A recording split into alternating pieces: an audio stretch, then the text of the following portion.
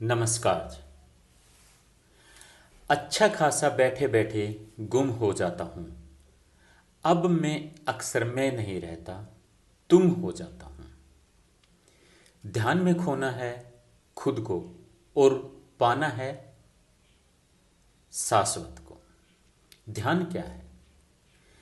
ध्यान चेतना की, होश की बिल्कुल विशुद्ध अवस्था है, जहाँ मन में कोई विचार नहीं होता, ना ही कोई विषय होता है। होश पूरा होता है। इसमें सत्य को जाना जा सकता है। मन की शांति व स्वयं को जानने का ध्यान एक मार्ग है।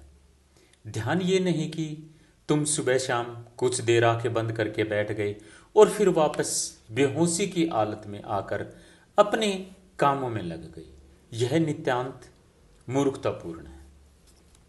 ध्यान का एकमात्र कार्य तुम्हें हर समय होश में रखने की कला सिखाने का है। काम करते हुए, बैठे हुए, चलते हुए, खाना खाते हुए, हर वक्त होशपूर्ण। तभी वो वक्त आएगा जब तुम अपने को शरीर से अलग देख पाओगे, और जिस दिन ऐसा हुआ समझना तुम्हारा जन्म सफल हुआ। कुछ पल खामोशियों में खुद से रूबरू हो लेने दो। कुछ पल खामोशियों में खुद से रूबरू हो लेने दो। जिंदगी के शोर में सुना नहीं मुद्दतों से खुद को मैंने। जब खुद के साथ होगे तब आनंद होगा, और ध्यान में भी आनंद ही होगा। ध्यान में आनंद कैसे होगा? आप ध्यान में कुछ कर नहीं रहे हो, इसलिए आनंद कहीं से आता नहीं है, और आनंद सब जगह से आता है। ये थोड़ा बेबूझ लगा होगा, पर सत्य यही है। ध्यान में अध्यात्म ऐसा ही बेबूझ है। ध्यान में आनंद का कोई कारण नहीं है। सृष्टि बनी ही आनंद से है, और जब हम होश में होते हैं, बिना विचार, बिना विषय वासना के, तो हम इस आनंद में प्रकृति के साथ एकात्म में होते हैं। हम आनंद में होते हैं, बस to be one with blissful nature. ये ही ध्यान का आनंद है। प्रकृति से रूबरू होने के बाद ही मुझे खुद से रूबरू होना आया। अब ध्यान न तो अंतरिक्ष में यात्रा है और न ही समय में यात्रा है। ये तो अभी की जागृति है। यदि तुम अभी चुप मौन हो, यह दूसरा किनारा है। यदि आप मन को रुकने दे सकते हो, तो यह एक किनारा है, होश। बस इसे ही साधना है। जो हो वहीं रहो, दिखावा मत करो। To be who you are, don't pretend. ध्यान है स्वयं की उपस्थिति में आनंदित होना। ध्यान स्वयं में उपस्थित होने का आनंद है। यह बहुत सरल है। चेतना की पूरी विश्रांत अवस्था, जहां तुम कुछ भी नहीं कर रहे हो।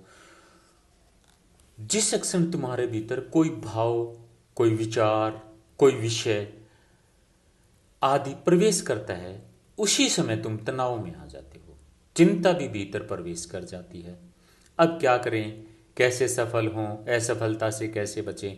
तुम पहले ही वर्तमान को छोड़कर भविष्य में चले जाते हो, जबकि ध्यान है वर्तमान में होना, अभी और यहीं होना। थोड़ा डूबूंगा मगर फिर मैं तैर जाऊंगा। थोड़ा डूबूंगा मगर फिर मैं तैर जाऊंगा। ये जिंदगी तू देख, मैं फिर जीत जाऊंगा। ध्यान के दौरान न शरीर से चेष्टा कर, न वाणी से कुछ बोल, न मन में कुछ सोच। तेरी आत्मा आत्मरत हो जाएगी। यही परम ध्यान है। आत्मज्ञानी पुरुष ईर्ष्या, द्वेष, विषाद, शोक, मानसिक दुखों से बाधित, पीड़ित नहीं होता। क्यों?